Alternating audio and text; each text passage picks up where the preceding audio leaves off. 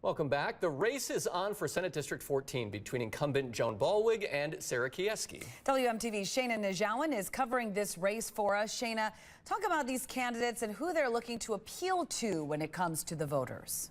Mark, the Republican Senator Joan Ballweg was first elected to the legislature in 2004. She has represented the 14th Senate District since 2020. She is primarily focused on advocating for the interest of rural and small-town Wisconsin residents.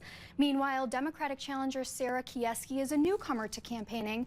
The mental health counselor says she wants to support children and families, particularly those who are struggling financially. District 14 has seen some changes under new legislative maps. This will be the first state Senate election under new district lines that were signed into law by Governor Evers. Both candidates highlighted the high cost of living in Wisconsin. They both want to support children and families on fixed incomes. Ballweg through expanding Badger Care to support women after they give birth, and Keyeski hoping to provide free meals for students in school, regardless of their family's income.